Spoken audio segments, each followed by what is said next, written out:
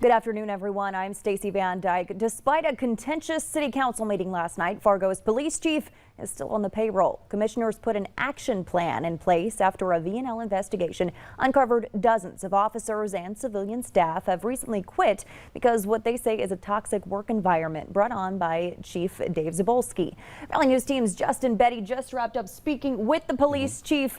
Justin, what was his response to the action taken last night? Well, Stacey, first of all, this did not sound like someone who has been under a lot of attack and whose job has been at risk over the last couple of weeks. Chief Zabolski, again, did not lash out at all. As he said before, he attributes most of the complaints to it just being a hard time, a stressful time to be a police officer, and the number of changes that he's been working to make over the last couple of years. Things like body cameras, online reporting, things being sometimes hard on officers. And his biggest message to the community? Really just, the message for the community is that I am extremely proud to be in this position. We have an excellent department.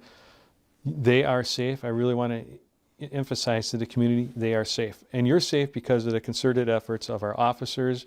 Every day, every hour, they are out there responding to these calls.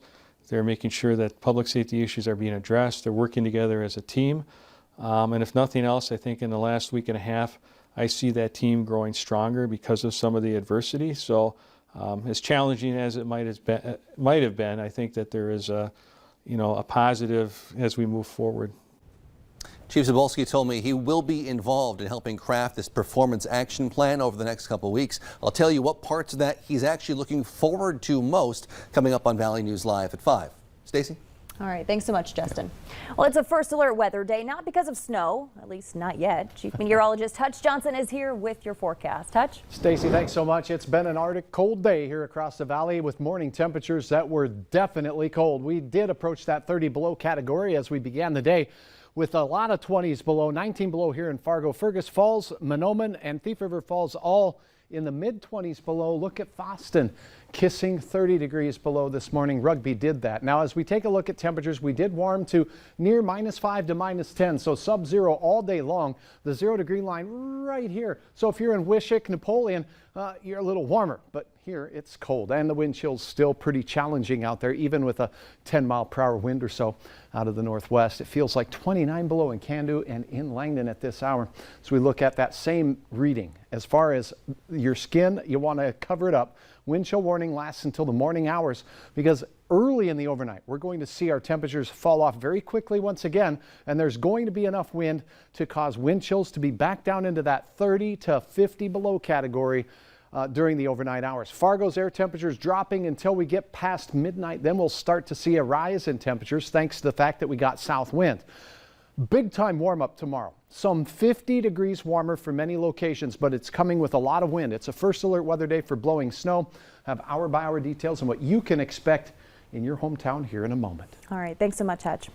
The Florida man arrested for human smuggling after the bodies of 4 people were found dead near the U.S.-Canadian border during a blizzard has been released from jail without bond. Steve Shand is charged with attempted transport of illegal immigrants. He's not charged in the deaths. A federal magistrate in Minnesota ordered him to surrender his passport. He's only allowed to travel to Florida and Minnesota, where court proceedings will take place. Minnesota Governor Tim Walz visited an early learning center and school in the metro area today. The governor announced proposals to support Minnesota children and their families in the supplemental budget recommendation for the upcoming legislative session. Families shouldn't have to choose with being home with a sick child or being able to be there on leave after the birth of their child to spend those incredible first weeks and months of bonding together. So we've got proposals in here that address this, like paid family leave. The governor is now calling on lawmakers to make what he calls historic investments in schools, childcare, and paid leave. The proposed plan would expand access to childcare and pre-K by expanding eligibility, offering scholarships, and increasing assistance payments.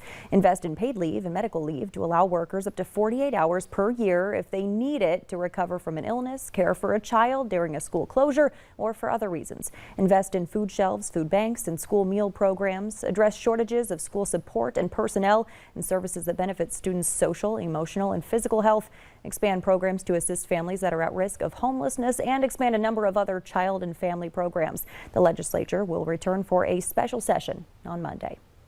Body cam video opened day 2 in the federal trial of 3 former Minneapolis officers. Before testimony resumed this morning, the judge handed down several rulings, including one that prohibits George Floyd's girlfriend from taking the stand over interviews she'd done after court wrapped up yesterday. An FBI forensic examiner took the stand again today to break down video from the officers' body cams.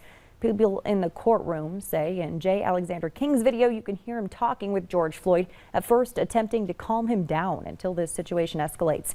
The examiner then testified about video from a city camera and one shot by a bystander. An attorney for the defense raised concerns about investigative bias. J. Alexander King, Thomas Lane, and Tu Tao are charged with failing to provide Floyd with medical care as fellow officer Derek Chauvin knelt on Floyd's neck for more than 9 minutes. Tao and King face an additional count for failing to stop Chauvin, who was convicted of murder and manslaughter in state court last year. Carter Morse was arrested yesterday after Fargo PD reviewed files that he allegedly shared depicting sexual acts involving 3 to 5-year-old girls. The police report alleges Morse uploaded 48 files onto Kik in October, and they appeared to contain child pornography.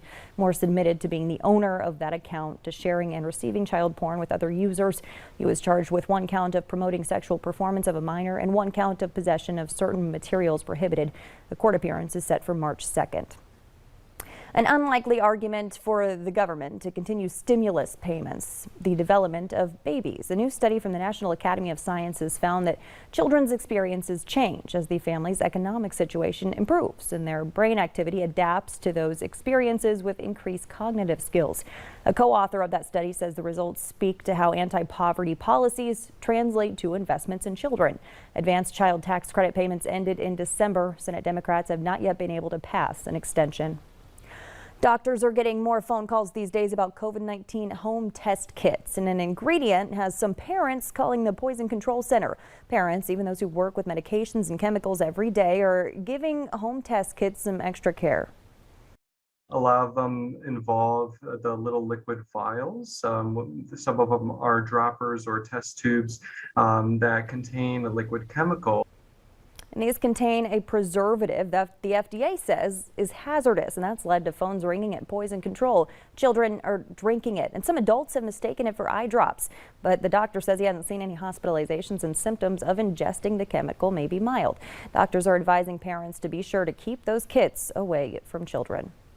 Beijing residents are facing lockdowns imposed with little notice as the Chinese capital seeks to prevent a major coronavirus outbreak ahead of the opening of the 2022 Olympics in less than 2 weeks. About a mile from the main Olympic Village, residents were confined to their homes from Sunday morning until this afternoon.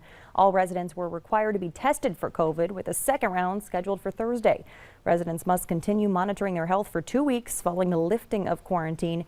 The lockdowns are part of China's zero tolerance measure to fight the pandemic that have been ratcheted up ahead of the games. This severe measures, despite a relatively low number of cases, illustrate the concern of government officials in the run-up to the Olympics, which open in Beijing on February 4th.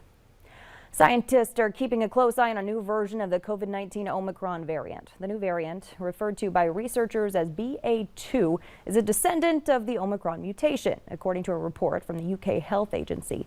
At least 3 cases have been reported so far in the U.S. The so-called stealth Omicron is difficult to detect with a PCR test. As of right now, they say there's insufficient evidence that it causes more severe illness or is more contagious than the original Omicron variant.